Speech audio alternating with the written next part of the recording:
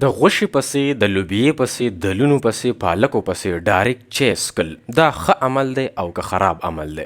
هغه خلک چې هغوی کې د وسپنې کمی دی، زما د خبرو ته غوږ کیدئ، هغه خلک چې هغوی کې د وسپنې کمی دی نو د هغوی دپاره دا عمل ټیک نه دی. دا ولې؟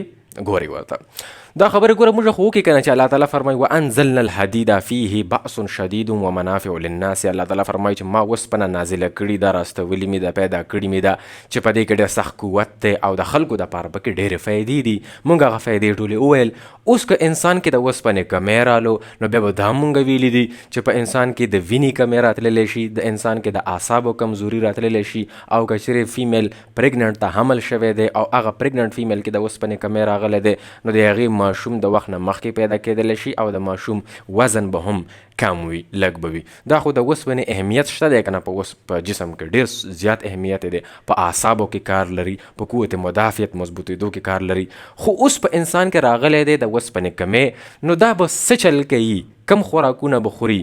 نو د اوسپنې بهتر خوراکونه د اوسپنې ښه کېدو دپاره چې ته وغواړې چې یاره زما په وجود کې دی اوسپنه پوره شي نو کم خوراکونه دي؟ غوښه خوړل، ینه خوړل، خاص کر دا ډېره زیات په دې کې ډېره زیاته اوسپنه پرته ده.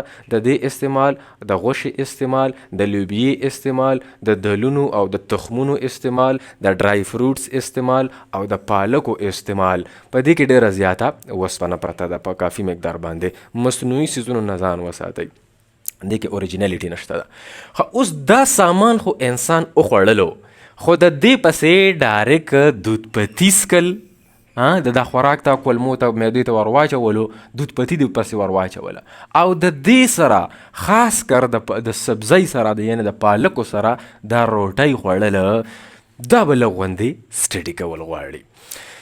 اوسپنه یعنې آیرن یا ورته فرس ووایه، فرس آین چې کوم دی دا هم ورته ویلی شي، دا هم ورته ویلی شي. موږ ته د دې څیز ضرورت دی، یعنې یو د چا په جسم کې کمی راغلی دی.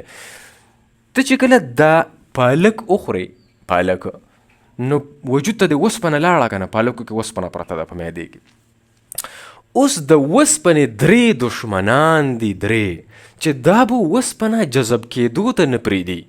ستا د کولمو نه به اوسپنه جذب کېږي، وینې ته به شاملېږي، خو دې کې د درې دشمنان دي چې دی به دا اوسپنه جذب کېدو ته نه پرېږدي. هغه کم کم دشمنان دي.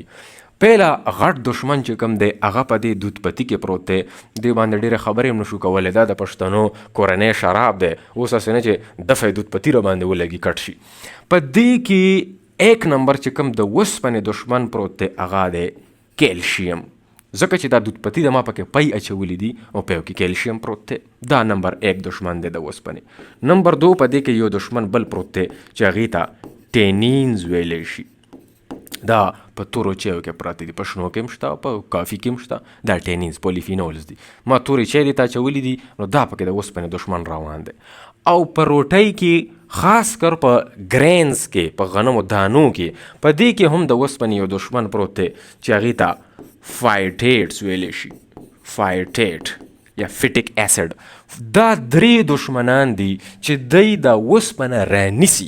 څنګه رانیسي؟ ګورئ ورته. پالک ته وخوړو یا د دا سره غوښه او دا ینه په دې کې چې کومه اوسپنه پرته ده، یعنې د ځناورو نه چې تا ته کومه اوسپنه میلاویږي هغې ته هیم آیرن ویلی شي. دا زر جذب کیږي، دومره اثر په باندې د دی نشته ده. خو د دې پالکو نه، د دې بوټو نه چې تا ته کومه اوسپنه راځي هغه نون هیم آیرن دی، هغه فری آیرن دی.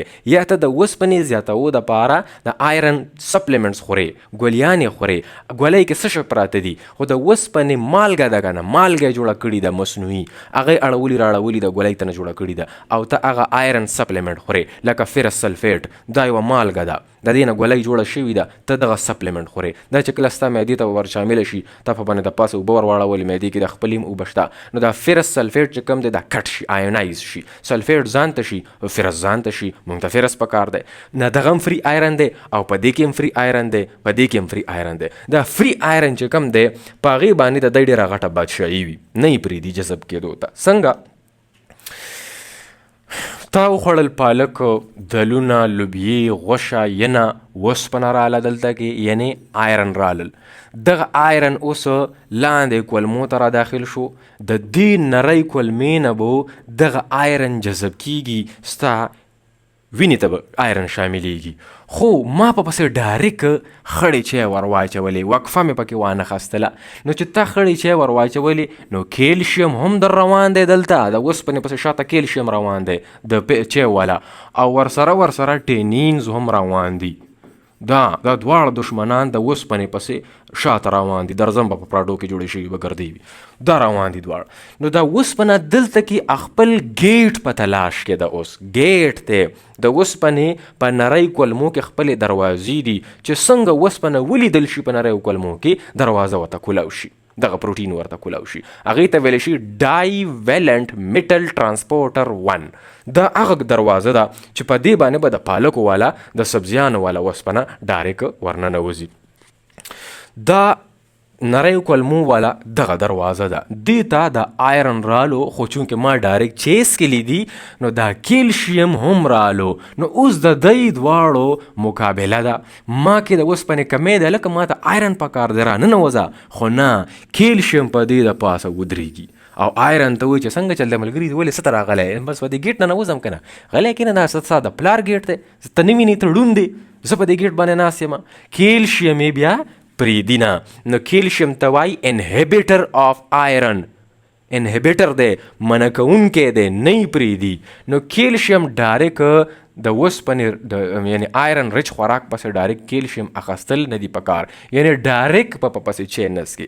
ما دا نه دي ویلي چې بیخي مسکه، خو ډایرک په پسې مسکه. او هغه خلکو دپاره چې په چا کې د اوسپنې کمی دی. دا خو وشوه د کیلشیم کیسه. دا ټینینز چې کوم دي دا روان شي، او دا چې کومه اوسپنه ستا په معدې کې په کولمو کې تاویږي راتاویږي، دغه اوسپنه ونیسي د ځان سره، ځان کې راننه باسي، غټ دومره شی جوړ کړي، غټ بلکې مالیکیول جوړ کړي چې هغې ته کیلیشن ویلی شي. دا هم دغه کار وکړي، او دا فایټیټ هم دغه کار وکړي. نو دی بیا کولمو کې خو اوسپنه تاویږي راتاویږي، خو دی د ځان سره نیولي ده، لوی فوټبال یې جوړ کړی دی. او فوټبال خو په ګیټ نشي ننایستلی، اوسپنه خو نری غونډه شی دی په خپل ګیټ باندې ورننوځي وینې ته، خو دی چونکې فوټبال جوړ کړی دی، فوټبال ننوتلی نشي. نو دغه اوسپنه ده چې دا د انسان په غولو کې بیا ووځي، ځکه چې اوسپنه هلته اویلیبل نه ده، د نیولي ده، د نیولي ده، دته نه ګیټ بند کړی دی. نو دا اوسپنه هسې په کولمو کې اوړي راوړي. نو پراپر ابزارپشن، صحیح جذب کېدل د اوسپنې بیا نه کېږي. اوس به څه چل کوو، لږه اوس به روټۍ به نه خورو؟ نه، روټۍ وخوره. نارمل خلکو ته خو دومره مسله نشته، دا خو سره موږ خلکو دپاره وایو چې چا کې د اوسپنې کمی دی او هغوی په خوراک په تور باندې خپله اوسپنه ښه کول غواړي، نو هغوی ته پکار دي چې دی د خمبیره روټۍ خوري، فرمنټډ بریډ. خمبیره ولې خمبیره؟ وړه چې کله لامده کي، یعنی غنمو نه د وړه جوړ کړي دي، نو په غنمو کې فایټیټ دی، او دغه فایټیټ روټۍ ته رالل، او دغه روټۍ یعنی دغه وړه دا تا لږ ټایم دپاره کېښودل. نو په دې کې فرمنټیشن عمل شروع شو، مایکرو ارګینزم پکې شروع دي، خپل نظام انهضام بیدار شوی دی، هغوی د زیات مقدار باندې د فایټیټ مات کی د خپل خوراک دپاره، فایټیټ جذب کی، ډایجسټ کی، میټابولایز کی.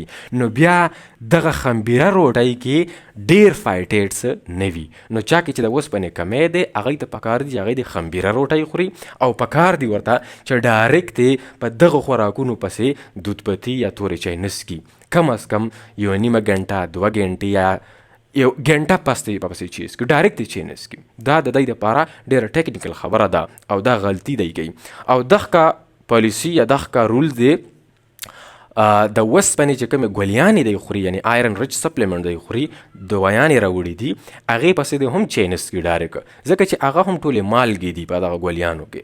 هغه فری آیرن ستا کولمو ته لاړل، او تا په پسې ډایرکټ کیلشیم ور وویشتل، ټینینز دي ور وویشتل، یا د فایټیټس ور وویشتل، نو دا به ستا دغه اوسپنه نیسي.